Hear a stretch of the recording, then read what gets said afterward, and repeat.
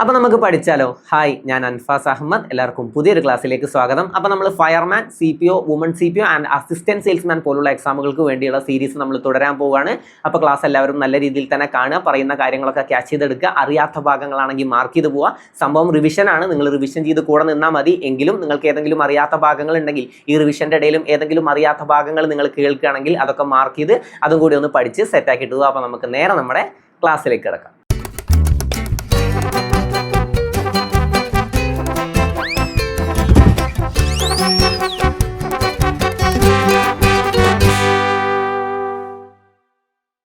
അപ്പോൾ നമുക്ക് ആദ്യത്തെ ചോദ്യം നോക്കാം. ഭൂമധ്യരേഖയിലെ മരതകം എന്നറിയപ്പെടുന്ന രാജ്യം ഏത്? ഭൂമധ്യരേഖയിലെ മരതകം എന്നറിയപ്പെടുന്ന രാജ്യം ഏതാണ്? Brazil, Ecuador. ബ്രസീൽ എന്താണ്? ഭൂമധ്യരേഖ കടന്നു പോകുന്ന ഏറ്റവും വലിയ രാജ്യം ഏതെന്ന് ചോദിച്ചാൽ അത് ബ്രസീലാണ്. ഭൂമധ്യരേഖ കടന്നു പോകുന്ന ഏറ്റവും വലിയ രാജ്യമാണ് ബ്രസീൽ. ഇവിടെ ചോദ്യം എന്താണ്?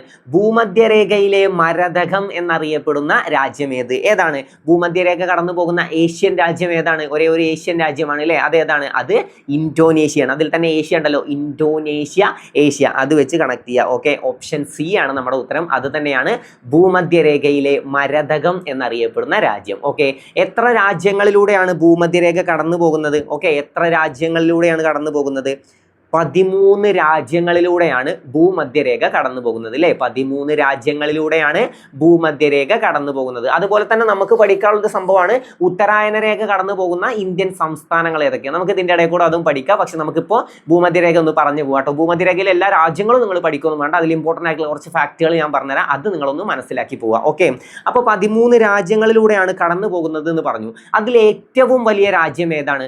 ഭൂമധ്യരേഖ കടന്നു പോകുന്ന ഏറ്റവും വലിയ രാജ്യം ഏത് എന്ന് ചോദിച്ചാൽ അത് ബ്രസീലാണ്. ഓക്കെ, ഭൂമധ്യരേഖ കടന്നു പോകുന്ന ഏറ്റവും വലിയ രാജ്യമാണ് ബ്രസീൽ അല്ലേ? ഭൂമധ്യരേഖ കടന്നു പോകുന്ന ഏറ്റവും വലിയ രാജ്യമാണ് ബ്രസീൽ. നമുക്കൊക്കെ അറിയാം ബ്രസീൽ ഒരു വലിയ രാജ്യമാണെന്നുള്ളതൊക്കെ നമുക്കറിയാം. കാരണം നമുക്ക് രാജ്യങ്ങളുടെ വലുപ്പമൊക്കെ പഠിക്കുമ്പോൾ ഇന്ത്യയേക്കാൾ വലിയ രാജ്യമായിട്ടൊക്കെ നമ്മൾ ബ്രസീലിനെ കുറിച്ച് പഠിക്കുന്നുണ്ട്. അപ്പോൾ ബ്രസീൽ എന്താണ്? ഭൂമധ്യരേഖ കടന്നു പോകുന്ന ഏറ്റവും വലിയ രാജ്യമാണ്. അപ്പൊ അതൊരു ചോദ്യമാണ്. പിന്നെ വരുന്നൊരു ചോദ്യം, ഭൂമധ്യരേഖ കടന്നു പോകുന്ന രാജ്യത്തിന്റെ തലസ്ഥാനം, ഏതോ ഒരു രാജ്യത്തിന്റെ തലസ്ഥാനത്ത് കൂടി ഭൂമധ്യരേഖ കടന്നു പോകുന്നുണ്ട്. അതേതാണ്? അത് ഇക്വഡോറിന്റെ തലസ്ഥാനമാണ്. Okay, Ecuador.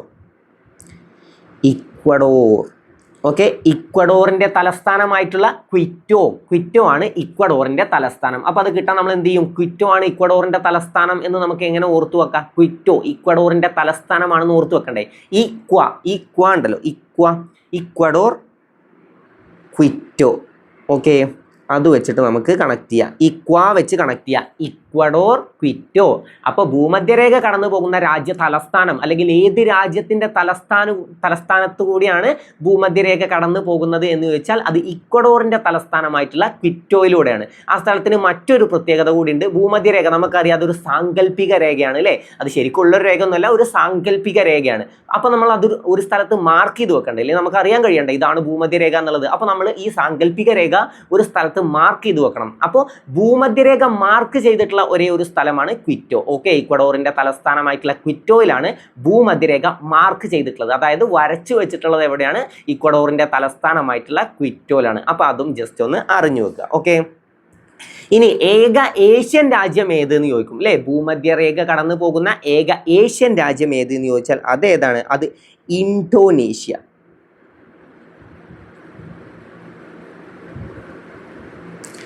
Okay, Indonesia.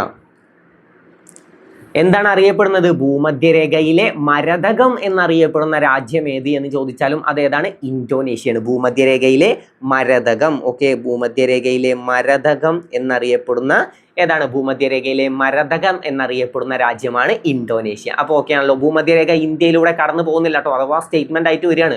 ഭൂമധ്യരേഖ ഇന്ത്യയിലൂടെ കടന്നു പോകുന്നുണ്ട് എന്നൊക്കെ സ്റ്റേറ്റ്മെന്റ് നിങ്ങൾക്ക് വന്നാൽ അത് മനസ്സിലാക്കണം. ഭൂമധ്യരേഖ ഇന്ത്യയിലൂടെ കടന്നു പോകുന്നില്ല, ഇന്തോനേഷ്യയിലൂടെയാണ് കടന്നു പോകുന്നത്. ഏക ഏഷ്യൻ രാജ്യം ഇന്തോനേഷ്യയാണ്. ഓക്കെ, 13 രാജ്യങ്ങളിലൂടെയാണ് കടന്നു പോകുന്നത്. അതിൽ ഏറ്റവും വലിയ രാജ്യമാണ് ബ്രസീൽ. പിന്നെ നമ്മൾ എന്ത് പഠിച്ചു? ഒരു തലസ്ഥാനത്ത് കൂടി കടന്നു പോകുന്നുണ്ട്. ഏത് തലസ്ഥാന നഗരമാണ്? ക്വിറ്റോ അല്ലേ? ഏത് രാജ്യത്തിന്റെ തലസ്ഥാനമാണെന്നൊക്കെ ചോദ്യം വന്ന ചോദ്യം ശ്രദ്ധിച്ച് വായിക്കണം. ഇക്വഡോറിന്റെ തലസ്ഥാനം, ഈ ക്വാ വെച്ച് കണക്ട് ചെയ്യണം. ഇക്വഡോറിന്റെ തലസ്ഥാനമായിട്ടുള്ള ക്വിറ്റോയിലൂടെയാണ് കടന്നു പോകുന്നത്. അപ്പൊ അതും ക്ലിയർ ആണ്. ക്വിറ്റോയിലൂടെയാണ് കടന്നു പോകുന്നത്. അവിടെയാണ് ഭൂമധ്യരേഖ മാർക്ക് ചെയ്തിട്ടുള്ളത്. അതും മനസ്സിലാക്കി വെക്കുക. പിന്നെ ഏക ഏഷ്യൻ രാജ്യം ഏതാന്ന് ചോദിച്ചാൽ നമ്മുടെ ഇന്തോനേഷ്യ. പിന്നെ എന്താണ്, ഭൂമധ്യരേഖയിലെ മരതകം എന്നറിയപ്പെടുന്ന രാജ്യമാണ് ഇന്തോനേഷ്യ. അപ്പൊ അത്രയും കിട്ടി. ഇനി നമുക്കൊരു ചോദ്യം വരും, ഭൂമധ്യരേഖയെ 2 തവണ മുറിച്ച് കടക്കുന്ന നദി ഏത് എന്ന് ചിലപ്പോൾ ഒരു ചോദ്യം വരും. അപ്പൊ നമ്മൾ ഏത് പറയണം? കോങ്കോ റിവർ ആണ്. Okay, Congo river.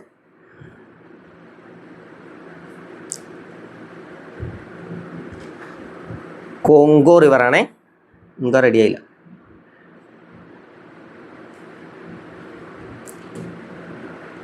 Congo river. Okay, Congo റിവറിലൂടെയാണ് ഭൂമധ്യരേഖ കടന്നു പോകുന്നത്. 2 തവണ മുറിച്ച് കടക്കുന്നുണ്ട് പറയുമ്പോൾ, ഇപ്പോൾ ഉദാഹരണത്തിന് ഇതാണ് ഭൂമധ്യരേഖ. മനസ്സിലായോ? ഭൂമധ്യരേഖ ഇങ്ങനെ കടന്നു പോവാണ്.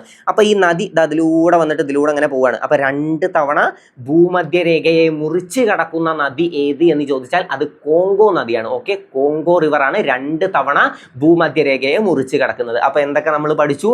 ഭൂമധ്യരേഖയിലെ ഏറ്റവും വലിയ രാജ്യം അല്ലെങ്കിൽ ഭൂമധ്യരേഖ കടന്നു പോകുന്ന ഏറ്റവും വലിയ രാജ്യം ഏത് എന്ന് ചോദിച്ചാൽ അത് ബ്രസീലാണ്. ഓക്കെ, ബ്രസീലാണ് ഭൂമധ്യരേഖ കടന്നു പോകുന്ന ഏറ്റവും വലിയ രാജ്യം. ഭൂമധ്യരേഖയിലെ മരതകം അല്ലെങ്കിൽ ഭൂമധ്യരേഖ കടന്നു പോകുന്ന ഏഷ്യൻ രാജ്യം ഏത് എന്നൊക്കെ ചോദിച്ചാൽ അത് ഇന്തോനേഷ്യയാണ്. പിന്നെ നമ്മൾ എന്ത് പഠിച്ചു? ഒരു തലസ്ഥാനത്ത് കൂടി കടന്നു പോകുന്നുണ്ട്. ഏതാണ് തലസ്ഥാനം? ഇക്വഡോറിന്റെ തലസ്ഥാനമായിട്ടുള്ള ക്വിറ്റോയിലൂടെയാണ് കടന്നു പോകുന്നത്. അതും നമ്മൾ പഠിച്ചു. ഓക്കെ ആണല്ലോ. പിന്നെ ഭൂമധ്യരേഖയെ 2 തവണ മുറിച്ച് കടക്കുന്ന നദിയാണ് കോങ്കോ നദി. കോങ്കോ റിവർ ആണ് ഭൂമധ്യരേഖയെ 2 തവണ മുറിച്ച് കടക്കുന്ന നദി. അതും നമ്മൾ പഠിച്ചു. ഇനി നമുക്കൊരു ചോദ്യം വരില്ലേ, ഭൂമധ്യരേഖക്ക് അടുത്ത് നിൽക്കുന്ന ഇന്ത്യയിലെ ഭാഗങ്ങളൊക്കെ. ഇപ്പൊ ഇന്ത്യയിലെ ഒരു തലസ്ഥാനം ഏതാണ്? നമ്മുടെ തിരുവനന്തപുരമാണ്. ഓക്കെ, ഭൂമധ്യരേഖയുടെ അടുത്ത് നിൽക്കുന്ന അല്ലെ, ഭൂമധ്യരേഖയോട് ഏറ്റവും അടുത്ത് നിൽക്കുന്ന ഇന്ത്യൻ തലസ്ഥാനം ഏതാന്ന് ചോദിച്ചാൽ അത് തിരുവനന്തപുരമാണ്. എന്നാൽ ഇന്ത്യൻ സംസ്ഥാനം എന്ന് ചോദിക്കുകയാണെങ്കിൽ ഇന്ത്യൻ തലസ്ഥാനമാണ് തിരുവനന്തപുരം അല്ലെ. കേരളത്തിന്റെ തലസ്ഥാനമായിട്ടുള്ള തിരുവനന്തപുരമാണ് ഭൂമധ്യരേഖയോട് ഏറ്റവും അടുത്ത് സ്ഥിതി ചെയ്യുന്ന തലസ്ഥാന നഗരം. അതേതാണ്? തിരുവനന്തപുരമാണ്. ഇനി സംസ്ഥാനം, ഭൂമധ്യരേഖയ്ക്ക് ഏറ്റവും അടുത്ത് നിൽക്കുന്ന സംസ്ഥാനം ഏതാന്ന് ചോദിച്ചാൽ അത് തമിഴ്നാടാണ്. ഓക്കെ, ഏറ്റവും അടുത്ത് നിൽക്കുന്ന സംസ്ഥാനമാണ് തമിഴ്നാട്. പിന്നെയും ഒരു ചോദ്യം വരും, ഭൂമധ്യരേഖയോട് ഏറ്റവും അടുത്ത് നിൽക്കുന്ന ഇന്ത്യയിലെ തുറമുഖം ഏത് എന്ന് ചോദ്യം വന്നാൽ അത് തൂത്തുക്കുടിയാണ്. അപ്പൊ നമുക്ക് സംസ്ഥാനം കിട്ടുന്നുണ്ടല്ലോ, സംസ്ഥാനം തമിഴ്നാടാണ്. അപ്പൊ തൂത്തുക്കുടി അത് വെച്ച് കണക്ട് ചെയ്യണം. ഓക്കെ, തൂത്തുക്കുടി. ഓക്കെ, തൂത്തുക്കുടി തുറമുഖമാണ് ഏത്? ഭൂമധ്യരേഖയോട് ഏറ്റവും അടുത്ത് സ്ഥിതി ചെയ്യുന്ന ഇന്ത്യൻ തുറമുഖം. സംസ്ഥാനം ഏതാന്ന് നമ്മൾ പഠിച്ചു? തമിഴ്നാടാണ്. പിന്നെ എന്ത് നമ്മൾ പഠിച്ചു? തലസ്ഥാനം ഏതാന്ന് ചോദിച്ചാൽ ഏതാണ്? തിരുവനന്തപുരമാണ്. അപ്പൊ തലസ്ഥാനം തിരുവനന്തപുരമാണ്. തിരുവനന്തപുരത്തിനെ പറ്റി നമുക്ക് ചോദ്യം വരാൻ ചാൻസ് ഉണ്ട്. എന്താണ്? ഗാന്ധിജി നിത്യഹരിത നഗരം എന്ന് വിശേഷിപ്പിച്ചത് ഏത് സ്ഥലത്തെയാണെന്ന് ചോദിച്ചാൽ അത് തിരുവനന്തപുരത്തെയാണ് അല്ലെ. ഗാന്ധിജി നിത്യഹരിത നഗരം എന്ന് വിശേഷിപ്പിച്ച ജില്ല ഏത് എന്നൊക്കെ ചോദ്യം വന്നാൽ തിരുവനന്തപുരമാണ്. ഗാന്ധിജി നിത്യഹരിത നഗരം എന്ന് വിശേഷിപ്പിച്ചത് തിരുവനന്തപുരത്താണ്. ഓക്കെ, അപ്പൊ അത് പഠിച്ചു വെക്കുക. പിന്നെ കാക്കരശ്ശി നാടകം പ്രചാരത്തിലുള്ള ജില്ല ഏതാന്ന് ചോദിച്ചാലും തിരുവനന്തപുരം. യക്ഷഗാനം എവിടെയാണ്? യക്ഷഗാനം കാസർഗോഡാണ് അല്ലെ. മീനാക്ഷി കല്യാണം എവിടെയാണ്? മീനാക്ഷി കല്യാണം പാലക്കാടാണ്. പുലികളി നമുക്കറിയാം, നമുക്ക് പൂരം വെച്ച് കണക്ട് ചെയ്യാം അല്ലെ. പുലികളി എവിടെയെന്ന് ചോദിച്ചാൽ എവിടെയാണ്? തൃശ്ശൂരാണ്. പൂരം വെച്ച് കണക്ട് ചെയ്താൽ പൂരത്തിന് പുലികളിയൊക്കെ ഉണ്ടാവില്ല. അപ്പൊ അത് വെച്ചിട്ട് ഏത് കണക്ട് ചെയ്യുക? ഏതാണ്? തൃശ്ശൂരാണ്. അർജുന നൃത്തം എവിടെയാണ്? അർജുന നൃത്തം കോട്ടയത്താണ്. ഗദ്ദിക എവിടെയാണ്? ഗദ്ദിക വയനാടാണ് അല്ലെ. ഗദ്ദിക വയനാടാണ്. പഠിച്ചു വെക്കാട്ടോ. ഏതെങ്കിലും ഒക്കെ കിട്ടുന്നില്ലെങ്കിൽ ഈ നൃത്തരൂപങ്ങളും പ്രചാരത്തിലുള്ള സ്ഥലങ്ങളും ഒക്കെ ചോദിക്കുകയാണെങ്കിൽ അത് പഠിച്ചു വെക്കണം. ഓക്കെ, പിന്നെ എവിടെയാണ് പടയണി? എവിടെയാണ് പടയണി? പത്തനംതിട്ടയാണ്. എവിടെയാണ്? കടമ്മനിട്ട, ഓതറ എന്നീ സ്ഥലങ്ങളിലാണ് അല്ലെ. കടമ്മനിട്ട, ഓതറ എന്നീ സ്ഥലങ്ങളിലാണ് ഏത്? പടയണി പ്രചാരത്തിലുള്ള അല്ലെ. പടയണി. ഓക്കെ, അതുപോലെ തന്നെ വരുന്ന മറ്റൊരു ചോദ്യമാണ് തെയ്യങ്ങളുടെ നാട് എന്നറിയപ്പെടുന്നത് അല്ലെ. തെയ്യങ്ങളുടെ നാട് അല്ലെങ്കിൽ തിറകളുടെയും തറികളുടെയും നാട് എന്നറിയപ്പെടുന്ന ഏതാണെന്ന് വെച്ചാൽ കണ്ണൂരാണ് അല്ലെ. കണ്ണൂരാണ്. ഓക്കെ, കരിമ്പനകളുടെ നാട് എന്നറിയപ്പെടുന്ന ഏതാണ്? അത് പാലക്കാടാണ്. കരിമ്പനകളുടെ നാട് എന്നറിയപ്പെടുന്നത് പാലക്കാടാണ്. ഗദ്ദിക പ്രചാരത്തിലുള്ളത് വയനാടാണ് കേട്ടോ. കാക്കരശ്ശി നാടകം എവിടെയാണ്? കാക്കരശ്ശി നാടകം എവിടെയെന്ന് വെച്ചാൽ തിരുവനന്തപുരം. ഗാന്ധിജി നിത്യഹരിത നഗരം എന്ന് വിശേഷിപ്പിച്ചത് തിരുവനന്തപുരത്താണ് അല്ലെ. ശില്പനഗരം എന്നറിയപ്പെടുന്ന ഏതാണ്? ശില്പനഗരം. അത് കൺഫ്യൂഷൻ വരും. പ്രതിമകളുടെ നാട് എന്നറിയപ്പെടുന്നത് തിരുവനന്തപുരമാണ് അല്ലെ. പ്രതിമകളുടെ നഗരം എന്നൊക്കെ അറിയപ്പെടുന്നത് തിരുവനന്തപുരവും ശില്പനഗരം എന്നറിയപ്പെടുന്നത് കോഴിക്കോടാണ് അല്ലെ. കോഴിക്കോടാണ് ശില്പനഗരം എന്നറിയപ്പെടുന്നത്. ശില്പനഗരം എവിടെയാണ്? കോഴിക്കോടാണ്. ആരാണ് കോഴിക്കോടിന്റെ കഥാകാരൻ എന്നറിയപ്പെടുന്നത്? കോഴിക്കോടിന്റെ കഥാകാരൻ എസ് കെ പൊറ്റക്കാടാണ് അല്ലെ. കോഴിക്കോടിന്റെ കഥാകാരൻ അത് കണക്ട് ചെയ്യുകയാണെങ്കിൽ പറഞ്ഞുതരാം. എസ് കെ പൊറ്റക്കാടിന്റെ കൃതികളൊക്കെ പലർക്കും പലർക്കും അറിയാം. ഒരു ദേശത്തിന്റെ കഥ, ഒരു തെരുവിന്റെ കഥ. ഏതാണ് ആ ദേശം? ഒരു ദേശത്തിന്റെ കഥയിലെ ദേശം ഏതാന്ന് ചോദിച്ചാൽ അതിരാണിപ്പാടമാണ് അല്ലെ? അതിരാണിപ്പാടം. ഒരു തെരുവിന്റെ കഥയിലെ തെരുവ് ഏതാന്ന് ചോദിച്ചാൽ നമുക്കറിയാം മിഠായി തെരുവാണ്. മിഠായി തെരുവ് കോഴിക്കോടിനെ പറ്റി അറിയുന്ന എല്ലാവർക്കും അറിയാം മിഠായി തെരുവ് കോഴിക്കോടാണ്. അപ്പൊ അത് വെച്ച് കണക്ട് ചെയ്യുക. കോഴിക്കോടിന്റെ കഥാകാരൻ എന്നറിയപ്പെടുന്നത് ആര് എന്ന് ചോദിച്ചാൽ അതാരാണ്? കോഴിക്കോടിന്റെ കഥാകാരൻ SK പൊറ്റക്കാടാണ്. അദ്ദേഹത്തിന്റെ ആത്മകഥ ചോദിച്ചാൽ എൻ്റെ വഴിയമ്പലങ്ങൾ അല്ലെ? എൻ്റെ വഴിയമ്പലങ്ങൾ എന്നതാണ് അദ്ദേഹത്തിന്റെ ആത്മകഥ. പലർക്കും കോഴിക്കോടിന്റെ കഥാകാരൻ എന്ന ചോദ്യം വരുമ്പോൾ ഡൗട്ട് വരാറുണ്ട്. ബഷീറാണോ, വൈക്കം മുഹമ്മദ് ബഷീർ ആണോ എന്നുള്ളത്. വൈക്കം മുഹമ്മദ് ബഷീർ എന്താണ്? ബേപ്പൂർ സുൽത്താൻ എന്നറിയപ്പെടുന്നതാണ് വൈക്കം മുഹമ്മദ് ബഷീർ. അപ്പൊ അതും പഠിച്ചു വെക്കുക. ബേപ്പൂർ സുൽത്താൻ എന്നറിയപ്പെടുന്നത് വൈക്കം മുഹമ്മദ് ബഷീറാണ്. അപ്പം എന്താണ് ശില്പനഗരം എന്നറിയപ്പെടുന്നത്? ഏതാണ്? ശില്പനഗരം എന്നറിയപ്പെടുന്നത് കോഴിക്കോടാണ്. പ്രതിമകളുടെ നാട് എന്നറിയപ്പെടുന്നത്, പ്രതിമകളുടെ നഗരം എന്നറിയപ്പെടുന്നതാണ് തിരുവനന്തപുരം. പിന്നെ ഗസലുകളുടെ തുറമുഖം എന്നറിയപ്പെടുന്നത് അല്ലെങ്കിൽ സത്യത്തിന്റെ തുറമുഖം എന്നൊക്കെ അറിയപ്പെടുന്നത് ഏതാണെന്ന് ചോദിച്ചാലും കോഴിക്കോടാണ്. അപ്പൊ എത്ര കാര്യങ്ങൾ, ഈ പറഞ്ഞ കാര്യങ്ങളൊക്കെ ഒന്ന് ഓർത്ത് നോക്കുക. ഏതെങ്കിലും കിട്ടുന്നില്ലാത്ത ഒന്നാണെങ്കിൽ ഒന്ന് മാർക്ക് ചെയ്ത് ജസ്റ്റ് ഒന്ന് റിപ്പീറ്റ് ചെയ്ത് വരാം. ഓരോ വിശേഷണങ്ങളൊക്കെ നമ്മൾ എന്തായാലും ഒന്ന് പഠിച്ചിട്ട് പോകണം. ഏതാണ് കുടിയേറ്റക്കാരുടെ ജില്ല എന്നറിയപ്പെടുന്നത്? ഏതാണെന്ന് ചോദിച്ചാൽ ഇടുക്കിയാണ് അല്ലേ? കുടിയേറ്റക്കാരുടെ ജില്ല. അതുപോലെ തന്നെ കേരളത്തിന്റെ പഴക്കൂട എന്നറിയപ്പെടുന്നതൊക്കെ ഇടുക്കിയാണ്. കേരളത്തിന്റെ നെല്ലറ എന്നറിയപ്പെടുന്ന ജില്ല ഏതാന്ന് ചോദിച്ചാൽ അതേതാണ്? പാലക്കാടാണ്. എന്നാൽ നെല്ലറ എന്നറിയപ്പെടുന്ന സ്ഥലം ഏതാന്ന് ചോദിച്ചാൽ അത് കുട്ടനാടാണ്. കേരളത്തിന്റെ നെതർലാൻഡ് എന്നറിയപ്പെടുന്ന സ്ഥലം ഏതാന്ന് ചോദിച്ചാലും കുട്ടനാടാണ്. പിന്നെയും ചോദ്യം വരും, പമ്പയുടെ ദാനം എന്നറിയപ്പെടുന്ന സ്ഥലം ഏതാന്ന് ചോദിച്ചാലും കുട്ടനാടാണ്. കുട്ടനാടിന്റെ കഥാകാരൻ എന്നറിയപ്പെടുന്നത് തകഴിയാണ്. തകഴിയാണ് കുട്ടനാടിന്റെ കഥാകാരൻ എന്നറിയപ്പെടുന്നത്. തകഴിക്ക് ജ്ഞാനപീഠം ലഭിച്ച വർഷം 1984 ജ്ഞാനപീഠം കൊടുത്തു തുടങ്ങിയ വർഷം 1965 1965 ഒരു മലയാളിക്ക് ലഭിച്ചിട്ടുണ്ട്. അതാണ് ജി ശങ്കരക്കുറുപ്പ്. ജി ശങ്കരക്കുറുപ്പിന് ജ്ഞാനപീഠം ലഭിച്ചത് 1965 ആദ്യം ജ്ഞാനപീഠം ലഭിച്ച വനിത ആരാന്ന് ചോദിക്കും. അത് ആശാപൂർണാദേവിയാണ്. പ്രഥം പ്രദശ്രുതി എന്ന കൃതിക്കാണ് ലഭിച്ചത്. പ്രഥം പ്രദശ്രുതി അല്ലെ? ആശാപൂർണാദേവി. ആശാപൂർണാദേവി നമുക്ക് ആലോചിച്ചാൽ മതി.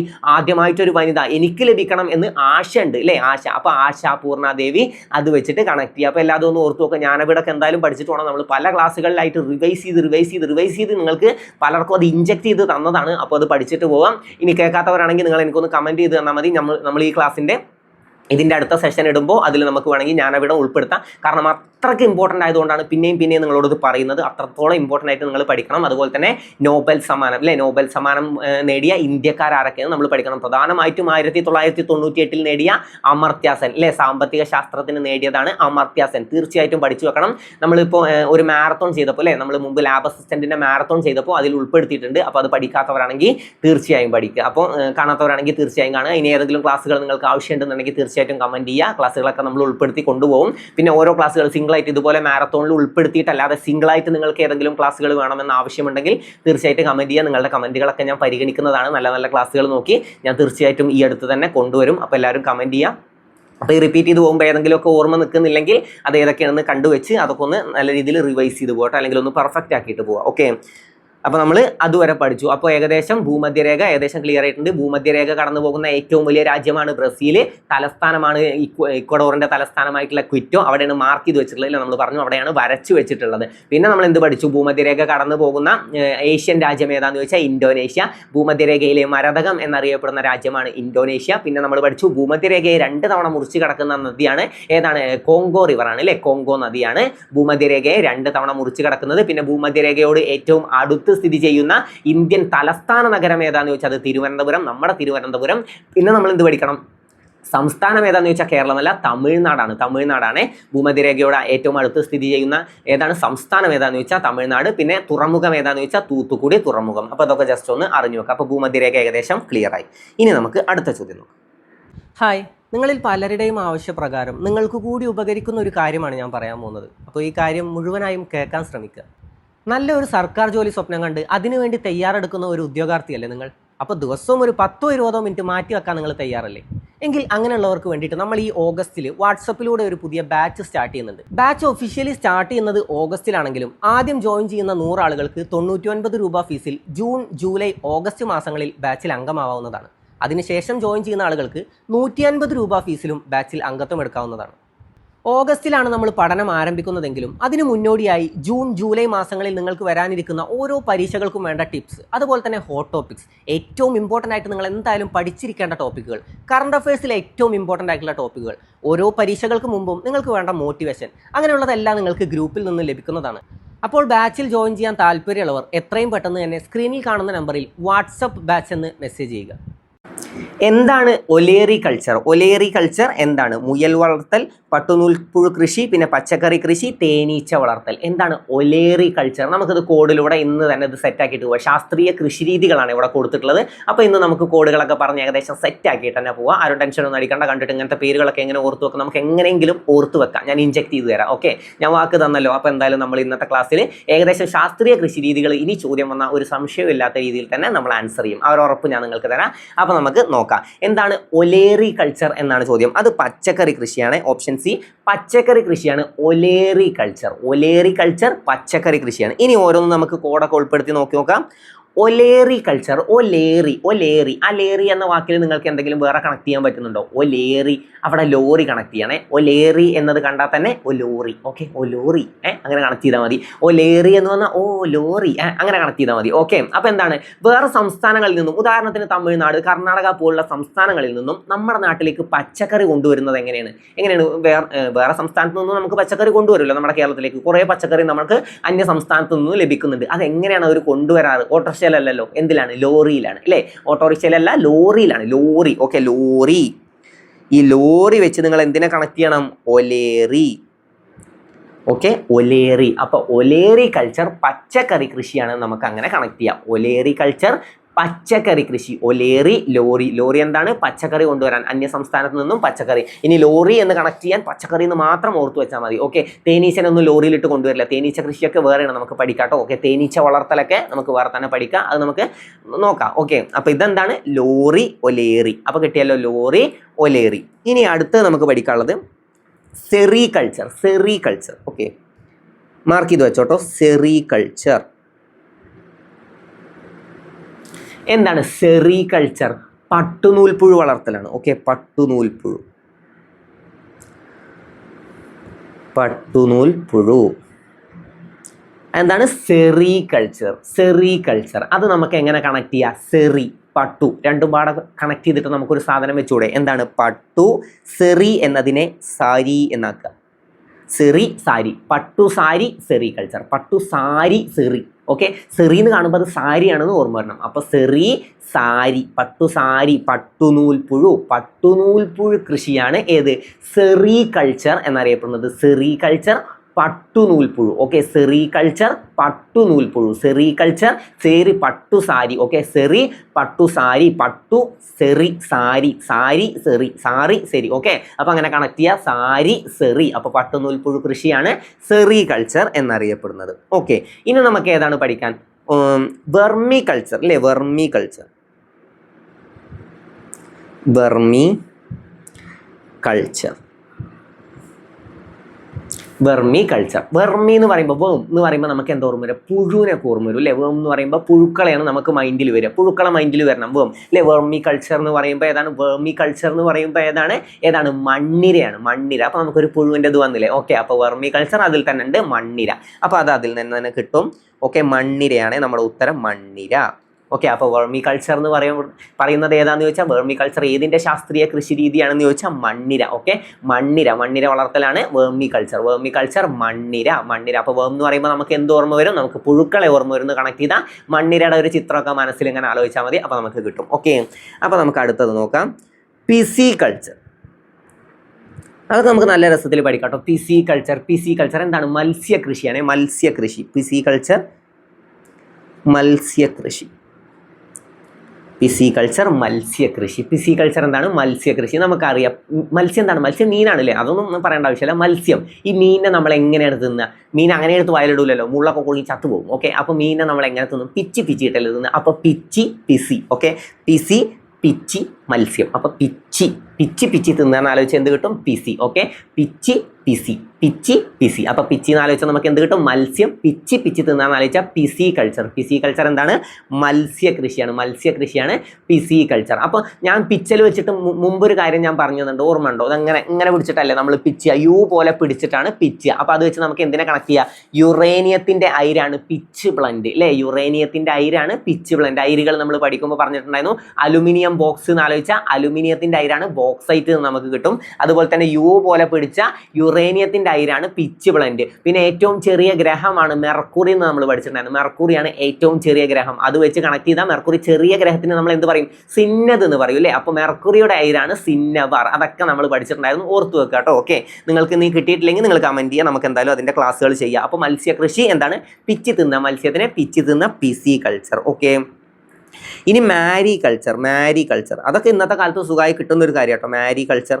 കാരണം ഇന്നത്തെ കാലഘട്ടമായിട്ട് മീൻസ് മുമ്പത്തെ പോലെയല്ലോ. ഇപ്പൊ നമുക്ക് എല്ലാത്തിനും എല്ലാ കല്യാണം, മാരി പറഞ്ഞാൽ എന്താണ്? കല്യാണം കഴിക്കുക. ഓക്കെ, കല്യാണം കഴിക്കുക. അപ്പൊ എല്ലാ കല്യാണത്തിന് മുമ്പ് നമുക്ക് എന്തുണ്ടാവും? ഒരു ഷൂട്ടൊക്കെ ഉണ്ടാവും. എന്താ? സേവ് ദ ഡേറ്റിനൊക്കെ ഒരു ഷൂട്ട് ഉണ്ടാവും. ഭൂരിഭാഗം ഷൂട്ടുകളും എവിടെ വെച്ചിട്ടാണ് നടക്കുക? കടലിൽ വെച്ചിട്ടല്ല, കടലിന്റെ തീരത്ത്, അതായത് ബീച്ചിൽ വെച്ചിട്ടാണ് നടക്കുക അല്ലേ. കടൽ തീരത്ത് വെച്ചിട്ടാണ് ഭൂരിഭാഗം സേവ് ദ ഡേറ്റിന്റെ ഷൂട്ടുകളും നടക്കുക. അപ്പൊ അത് വെച്ച് ആലോചിച്ചാൽ കടൽ വിഭവങ്ങളാണ് കടൽ വിഭവങ്ങൾ.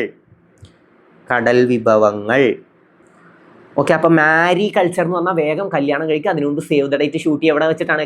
കടലിൻ്റെ അടുത്ത് വെച്ചിട്ടാണ് അല്ലേ. സേവ് ദ ഡേറ്റ് ഷൂട്ട് ചെയ്യുക കടലിൻ്റെ അടുത്ത്, കടൽ തീരത്ത് വെച്ചിട്ടാണ് കളിച്ച കടൽ വിഭവങ്ങൾ നമുക്ക് അവിടെ കിട്ടും. മാരി എന്താണ്? കല്യാണം. മാരി അല്ലെ കല്യാണം, അവിടെ വെച്ച് ആലോചിച്ചാൽ മതി. അപ്പോൾ മാരി കൾച്ചർ എന്താണ്? കടൽ വിഭവങ്ങളാണ്. കടൽ വിഭവങ്ങളാണ്. നിങ്ങൾക്ക് കോഡുകളൊക്കെ മനസ്സിലാവുന്നുണ്ട്, നല്ല രീതിയിൽ ക്യാച്ച് ആവുന്നുണ്ടെന്ന് വിചാരിക്കുന്നു. എക്സാമിനൊക്കെ പോയാൽ സിമ്പിളായിട്ട് ഈ കോഡുകൾ മനസ്സിൽ വരും കേട്ടോ. നമുക്ക് നല്ല രീതിയിൽ പഠിച്ചിട്ട് പോകുന്നതിനേക്കാൾ സിമ്പിളായിട്ട് ഇങ്ങനത്തെ കാര്യങ്ങളാണ് പുറത്തോട്ട് വരിക. ഓക്കെ, എന്തൊക്കെ മണ്ടത്തരങ്ങൾ പഠിച്ചിട്ട് പോകണോ അതാണ് പുറത്തേക്ക് വരിക. അപ്പോൾ അതിനാണ് നമ്മൾ ഇങ്ങനെയൊക്കെ കോഡുകൾ ഉപയോഗിക്കുന്നത്. കോഡുകൾ തീർച്ചയായും നിങ്ങൾക്ക് ഇഷ്ടപ്പെടുന്നുണ്ടാവും എന്ന് വിചാരിക്കുന്നു. തീർച്ചയായിട്ടും നിങ്ങളുടെ കമന്റുകൾ അറിയിക്കട്ടെ. കോഡുകൾ ഇഷ്ടപ്പെടുന്നുണ്ടെങ്കിൽ തീർച്ചയായിട്ടും കമന്റ് ചെയ്യുക. അപ്പോൾ എന്താണ്? മാരി കൾച്ചർ എന്താണ്? കടൽ വിഭവങ്ങൾ. പിസി കൾച്ചർ എന്താണ്? മീനാണ്. പിച്ച് തിന്ന. വർമി കൾച്ചർ മണ്ണിരയാണ് അല്ലേ. പിന്നെ സാരി, പട്ടുസാരിയാണ്. അപ്പോൾ സെറി കൾച്ചർ പട്ടു നൂൽപ്പുഴു. പിന്നെ ലോറിയിലാണ് പച്ചക്കറി കൊണ്ടുവരിക, പച്ചക്കറി കൃഷി ഒലേറി കൾച്ചർ. ഇനി എവി കൾച്ചർ. ശരിക്കും എവി കൾച്ചർ ഇങ്ങനെയാണ് എഴുതുക, എവി കൾച്ചർ. പക്ഷെ ഞാൻ പറയുന്നത് പോലെ ഒന്ന് നോക്കി നോക്കൂ, ഇങ്ങനെയല്ലേ എ ബി എന്ന് എഴുതുക, എ ബി. ഓക്കെ, എൻ്റെ വരെയൊന്നും ഇട്ടിട്ടില്ല, ഞാൻ എന്തിനാന്ന് ഞാൻ പറഞ്ഞുതരാം. ഓക്കെ, ഇത് കണ്ടോ, ഇങ്ങനെ A B B B. Okay, A B. ഇതെന്താണ്?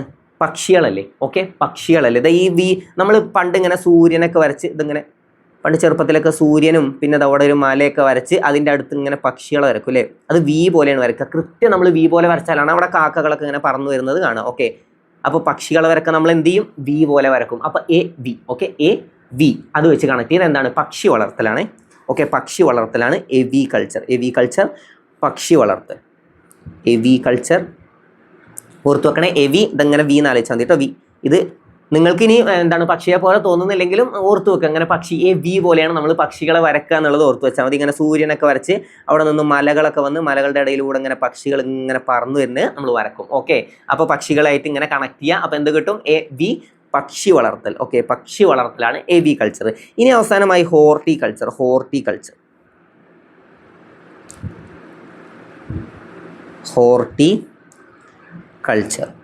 ഹോർട്ടിക്കൾച്ചർ എന്താണ്? പഴവും പച്ചക്കറിയും. ഓക്കെ, പഴവും പച്ചക്കറി കൃഷിയാണ്. പഴം പച്ചക്കറി എന്നിവ കൃഷിയാണ് ഹോർട്ടിക്കൾച്ചർ എന്നറിയപ്പെടുന്നത്. പഴം പച്ചക്കറി കൃഷി ഹോർട്ടിക്കൾച്ചർ. മറ്റേത് ഒലേറി കൾച്ചർ. ഇത് മാത്രം നിങ്ങൾ പഠിച്ചു വെക്കുക. ഒലേറി ലോറിയിലാണ് പച്ചക്കറി. ഓക്കെ, ലോറിയിൽ പച്ചക്കറി കൃഷി എന്താണ് അറിയപ്പെടുന്നത്? ഒലേറി കൾച്ചർ. പിന്നെ നമ്മൾ ഏത് പഠിച്ചു?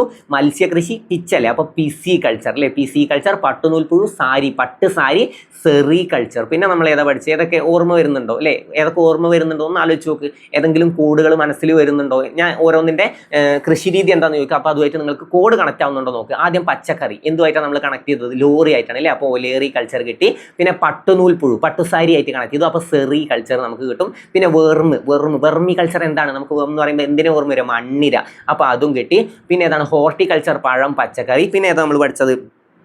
പിന്നെ മാരി കൾച്ചർ പഠിച്ചു അല്ലേ. മാരി കൾച്ചർ എന്താ? മാരി എന്ന് പറയുമ്പോൾ നമ്മൾ എന്തിനെ പറ്റി ആലോചിക്കണം? മാരി എവിടെ പോയിട്ടാണ് നമുക്ക് കല്യാണം കഴിക്കുന്നത് മുമ്പ് സേവ് ദ ഡേറ്റ് ഒക്കെ എടുക്കുക? എവിടെ വെച്ചിട്ടാണ്? കടലിൻ്റെ തീരത്ത് അല്ലേ. കടൽ തീരത്ത് വെച്ചിട്ടാണ്. അപ്പോൾ മാരി കൾച്ചർ അതും അവിടെ കണക്റ്റ് ആയി. എല്ലാം നല്ല രീതിയിൽ കണക്റ്റ് ആവുന്നുണ്ടെന്ന് വിചാരിക്കുന്നു. എല്ലാം ഒന്ന് ഓർത്ത് നോക്കുക, തീർച്ചയായിട്ടും നിങ്ങൾക്ക് കിട്ടും. അപ്പോൾ നമുക്ക് അടുത്ത ചോദ്യത്തിലേക്ക് പോവാം. താഴെ കൊടുത്തിരിക്കുന്ന പ്രസ്താവനകൾ ആരുമായി ബന്ധപ്പെട്ടിരിക്കുന്നു എന്ന് കണ്ടെത്തുക. ഇന്ത്യയിൽ കുഴപ്പങ്ങളുടെ പിതാവ് എന്ന് ബ്രിട്ടീഷുകാർ വിശേഷിപ്പിച്ച വ്യക്തി. മെച്ചപ്പെട്ട വിദേശ ഭരണത്തെക്കാൾ നല്ലത് തദ്ദേശീയരുടെ മെച്ചമല്ലാത്ത ഭരണമാണ് എന്ന് അഭിപ്രായപ്പെട്ട വ്യക്തി.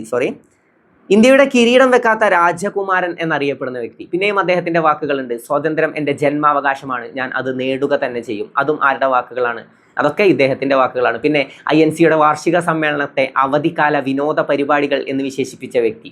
വർഷത്തിലൊരിക്കൽ മണ്ഡുകങ്ങളെ പോലെ കരഞ്ഞിട്ട് ഒന്നും നേടാനാകില്ല എന്ന് അഭിപ്രായപ്പെട്ട വ്യക്തി ആരാണ്? നമ്മുടെ ബാലഗംഗാധര തിലകാണ്. ഇവിടെ ആളവിടെ ഓപ്ഷൻ ഡി ബാലഗംഗാധര തിലകാണ്. ഓക്കെ, ബാലഗംഗാധര തിലകാണ് എന്ത് ഇന്ത്യയിൽ കുഴപ്പങ്ങളുടെ പിതാവ് എന്ന് ബ്രിട്ടീഷുകാർ വിശേഷിപ്പിച്ച വ്യക്തിയാണ് ബാലഗംഗാധര തിലക്. അപ്പോൾ അദ്ദേഹത്തെ പറ്റിയുള്ള പോയിന്റ്സ് നോക്കാം. ഓക്കെ,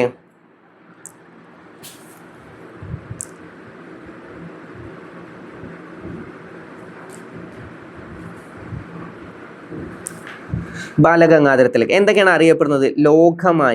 ലോകമാന്യ എന്നറിയപ്പെടുന്ന വ്യക്തി. സ്വരാജ്യം എൻ്റെ ജന്മാവകാശമാണെന്ന് കേട്ടോ, സ്വരാജ്യം എൻ്റെ ജന്മാവകാശമാണ്, ഞാനത് നേടുക തന്നെ ചെയ്യും എന്ന് അഭിപ്രായപ്പെട്ടത് ആരാന്ന് ചോദിച്ചാൽ അത് ബാലഗംഗാധര തിലകാണ്. അപ്പോൾ ലോകമാന്യ എന്നറിയപ്പെടുന്ന വ്യക്തി, ലോകമാന്യ നമുക്കറിയാം ഇന്ത്യയിൽ കുഴപ്പങ്ങളുടെ പിതാവ് എന്നൊക്കെ ഇദ്ദേഹത്തെ വിശേഷിപ്പിച്ചിട്ടുണ്ട്. അതുപോലെ തന്നെ ഇന്ത്യൻ അശാന്തിയുടെ പിതാവ്, ഇന്ത്യൻ അരാജകത്വത്തിൻ്റെ പിതാവ് എന്നൊക്കെ അറിയപ്പെടുന്നത് ബാലഗംഗാധര തിലകാണ്. എന്നിട്ടും അദ്ദേഹത്തെ വിശേഷിപ്പിച്ചത് എന്താണ്? ലോകമാന്യ. ഓക്കെ, അപ്പോൾ ആ മാന്യനെ വെച്ച് കണക്ട് ചെയ്യണേ, ലോകമാന്യ എന്നാണ്. അപ്പോൾ അത് നിങ്ങൾ ആ മാന്യ എന്നുള്ള വാക്ക് വെച്ചിട്ട് കണക്ട് ചെയ്യണം, മാന്യൻ കുഴപ്പങ്ങളുടെ പിതാവ്. അപ്പോൾ അത് വെച്ച് കണക്ട് ചെയ്താൽ ഒരു ബന്ധമില്ലാന്ന് കാണുമ്പോൾ നമുക്കത് കിട്ടും. ഓക്കെ, ഇന്ത്യൻ അശാന്തിയുടെ പിതാവ്, ഇന്ത്യൻ അരാജകത്വത്തിന്റെ പിതാവ് എന്നൊക്കെ അറിയപ്പെടുന്നതും ഇന്ത്യയിൽ കുഴപ്പങ്ങളുടെ പിതാവ് എന്ന് ബ്രിട്ടീഷുകാർ വിശേഷിപ്പിച്ചത് ആരെന്നൊക്കെ ചോദിച്ചാൽ ബാലഗംഗാധര തിലകാണ്. ലോകമാന്യ എന്നറിയപ്പെടുന്നത് ആര് എന്ന് ചോദിച്ചാലും ബാലഗംഗാധര തിലകാണ്. എന്നാൽ ലോക് നായക് എന്നറിയപ്പെടുന്നത് ആരാണ്? ലോക് നായക് എന്നറിയപ്പെടുന്നത് ആരാന്ന് ചോദിച്ചാൽ അത് ജയപ്രകാശ് നാരായണനാണ് ലോക് നായക് എന്നറിയപ്പെടുന്നത്. ക്വിറ്റ് ഇന്ത്യ സമര നായകൻ ആര് എന്ന് ചോദിച്ചാലും അതാരാണ്? ജയപ്രകാശ് നാരായൺ. ക്വിറ്റ് ഇന്ത്യ സമര നായകൻ ആര് എന്ന് ചോദിച്ചാൽ അതാരാണ്? എന്താണ്? ജയപ്രകാശ് നാരായൺ. പക്ഷേ ക്വിറ്റ് ഇന്ത്യ സമര നായിക ആര് എന്ന് ചോദിച്ചാൽ അതാരാണ്? അത് അരുണ ആസഫ് അലിയാണ് അല്ലെ, അരുണ ആസഫ് അലിയാണ് ക്വിറ്റ് ഇന്ത്യ സമര നായിക എന്നറിയപ്പെടുന്നത്. ഓക്കെ, അപ്പൊ ലോകമാന്യ എന്നറിയപ്പെടുന്ന വ്യക്തി ആര് എന്ന് ചോദിച്ചാലും പിന്നെ ഏതാണ്? ലോകമാന്യ. പിന്നെ ഇന്ത്യയിൽ കുഴപ്പങ്ങളുടെ പിതാവ് എന്ന് ബ്രിട്ടീഷുകാർ വിശേഷിപ്പിച്ച വ്യക്തി അല്ലെ, ഇന്ത്യയിൽ കുഴപ്പങ്ങളുടെ പിതാവ് എന്ന് ബ്രിട്ടീഷുകാർ വിശേഷിപ്പിച്ചു. പിന്നെ എന്താണ്? ഇന്ത്യൻ അശാന്തിയുടെ പിതാവ്, ഇന്ത്യൻ അശാന്തി. ഈ വാക്കുകളൊന്ന് ഓർത്തു വെക്കുക. ഇന്ത്യൻ അശാന്തിയുടെ പിതാവ്, പിന്നെ ഇന്ത്യൻ അരാജകത്വത്തിന്റെ പിതാവ്. ഓക്കെ, ഇന്ത്യൻ അരാജകത്വത്തിന്റെ പിതാവ്. ഗാന്ധിയും അരാജകത്വവും അല്ലെ ആരുടെ പുസ്തകമാണെന്ന് ചോദിച്ചാൽ, ആര് രചിച്ച പുസ്തകമാണെന്ന് ചോദിച്ചാൽ ചോദ്യം വരാറുണ്ട്. ചേറ്റൂർ ശങ്കരൻ നായർ. ഓക്കെ, ഗാന്ധിയും അരാജകത്വവും. അപ്പൊ അത് പഠിച്ചു വെക്കുക. അപ്പൊ ഇന്ത്യൻ അരാജകത്വത്തിന്റെ പിതാവ് എന്നറിയപ്പെടുന്നത് ആരാന്ന് ചോദിച്ചാൽ ബാലഗംഗാധര തിലകാണ്. പിന്നെയും അദ്ദേഹത്തെ വിശേഷണങ്ങളുണ്ട്. അവിഭക്ത, എഴുതി വെച്ചോ, അവിഭക്ത ഇന്ത്യയുടെ പിതാവ്. അവിഭക്ത ഇന്ത്യയുടെ പിതാവ്. ഓക്കെ, ഒരുപാട് സംഭവങ്ങളിൽ അദ്ദേഹം പിതാവാണ്. ഓക്കെ, ഇന്ത്യയിൽ കുഴപ്പങ്ങളുടെ പിതാവ്, ഇന്ത്യൻ അശാന്തിയുടെ പിതാവ്, ഇന്ത്യൻ അരാജകത്വത്തിന്റെ പിതാവ്, അവിഭക്ത ഇന്ത്യയുടെ പിതാവ് എന്നൊക്കെ അറിയപ്പെടുന്നത് ആരാന്ന് ചോദിച്ചാൽ ബാലഗംഗാധര തിലകാണ്. എന്താണ് അദ്ദേഹം പറഞ്ഞത്? സ്വരാജ്യം എൻ്റെ ജന്മാവകാശമാണ്, സ്വരാജ്യം എൻ്റെ ജന്മാവകാശമാണ്, ഞാനത് നേടുക തന്നെ ചെയ്യും. ആരുടെ വാക്കുകൾ? ഒരുപാട് തവണ റിപ്പീറ്റ് ചെയ്ത് വന്നിട്ടുള്ള ചോദ്യമാണ്. ആരുടെ? ബാലഗംഗാധര തിലകിന്റെ വാക്കുകളാണ്, ബാലഗംഗാധര തിലകിന്റെ വാക്കുകളാണ്. പിന്നെ INC വാർഷിക സമ്മേളനത്തെ ഓക്കെ, INC വാർഷിക സമ്മേളനത്തെ അവധിക്കാല വിനോദ പരിപാടികൾ എന്ന് പരിഹസിച്ച വ്യക്തി ആരാന്ന് ചോദിച്ചാൽ ആരാണ്? ബാലഗംഗാധര തിലകാണ്. ഓക്കെ, ബാലഗംഗാധര തിലകാണ് അല്ലേ. INCയുടെ തീവ്ര ദേശീയ വിഭാഗത്തിന്റെ നേതാവായിരുന്നു ബാലഗംഗാധര തിലക്. ആരൊക്കെ ഉണ്ടായിരുന്നു? ലാൽ ബാൽ പാൽ അല്ലേ, നമുക്കറിയാം ലാൽ ബാൽ പാൽ. ഓക്കെ, അത് പഠിച്ചു വെക്കുക. ഓക്കെ, അപ്പോൾ ബാലഗംഗാധര തിലകായിരുന്നു. എന്നാൽ ബിപിൻ ചന്ദ്രപാൽ ഉണ്ടായിരുന്നു, പിന്നെ ബാലഗംഗാധര തിലക് ഉണ്ടായിരുന്നു, ലാലാ ലജ്പത് റായ് ഉണ്ടായിരുന്നു. അങ്ങനെ മൂന്നാളുകളാണ് പ്രധാനമായിട്ടും നേതാക്കളായിട്ട് ഉണ്ടായിരുന്നത്. അപ്പോൾ വാർഷിക സമ്മേളനത്തെ അവധിക്കാല വിനോദ പരിപാടികൾ എന്ന് പരിഹസിച്ചത് ബാലഗംഗാധര തിലകാണ്. ഓക്കെ, ബാലഗംഗാധര തിലകാണ്. പിന്നെ അദ്ദേഹത്തിന്റെ വാക്കുകളുണ്ടല്ലോ, വർഷത്തിലൊരിക്കൽ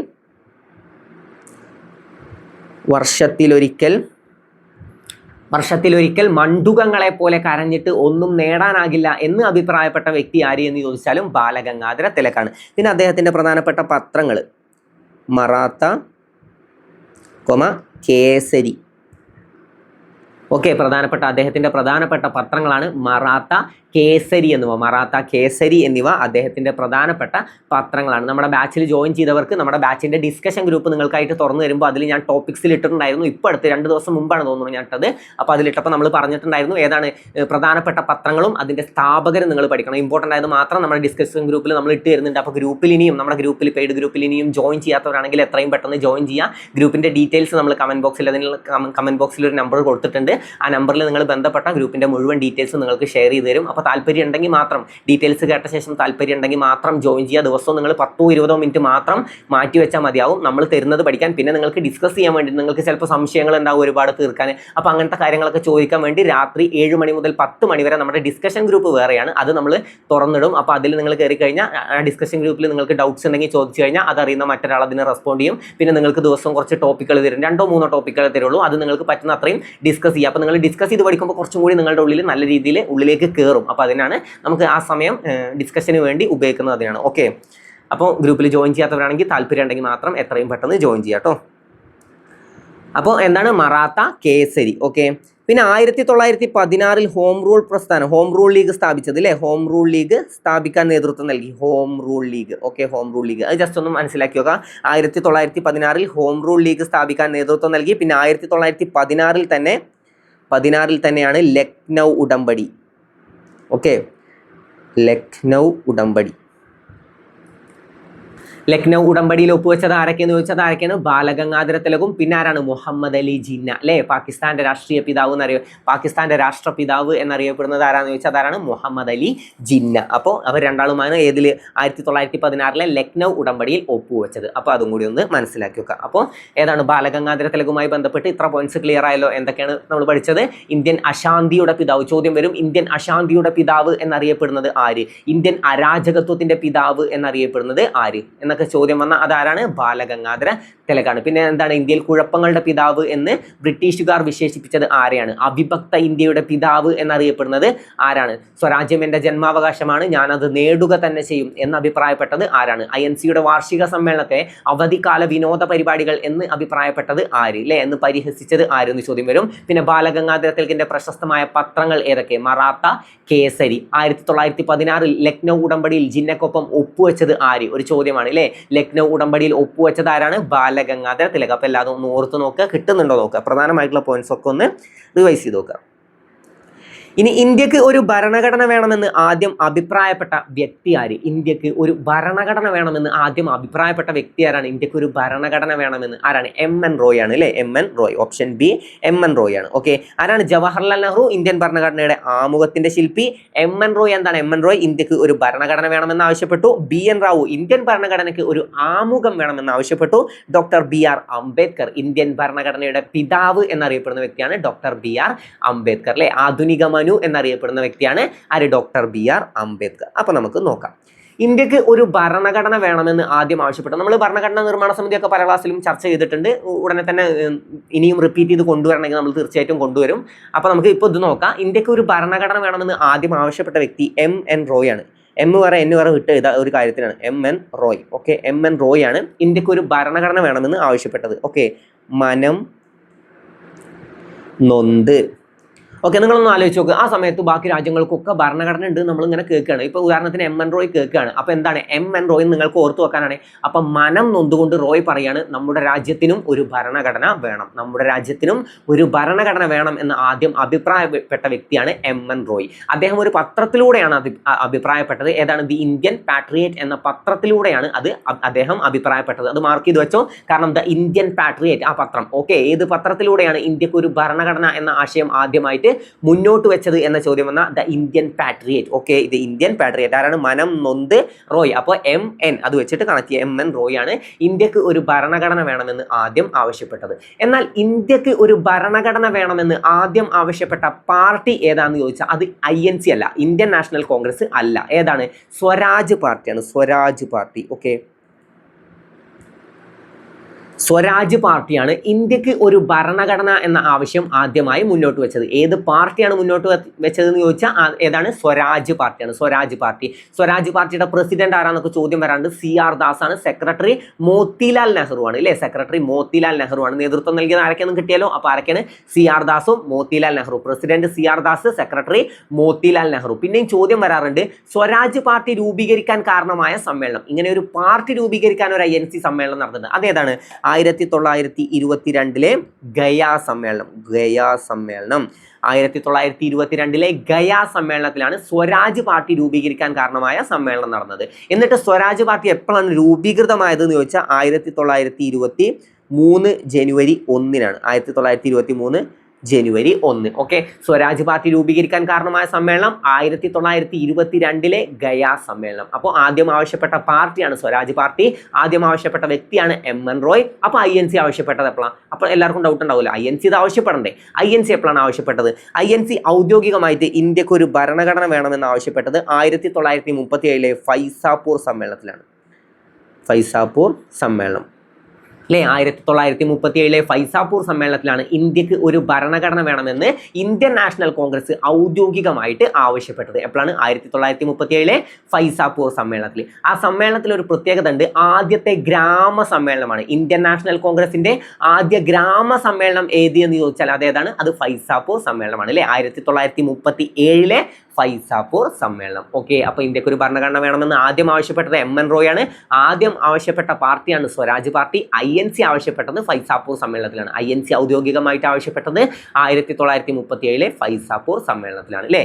എത്ര ദിവസം കൊണ്ടാണ് ഭരണഘടന രൂപീകൃതമായതെന്ന് ചോദ്യം വരും. 2 വർഷം 11 മാസം 17 ദിവസം. 2 വർഷം 11 മാസം 17 ദിവസം എടുത്തിട്ടാണ് ഇന്ത്യയുടെ ഭരണഘടന രൂപീകൃതമായത്. ബേസിക് പോയിന്റ്സ് ആണ്. ഓക്കെ, അപ്പോൾ ഇന്ത്യൻ ഭരണഘടന അംഗീകരിച്ചത് എപ്പോഴാണ്? ആദ്യം അംഗീകരിക്കണം എന്നിട്ടല്ലേ നിലവിൽ വരുള്ളൂ.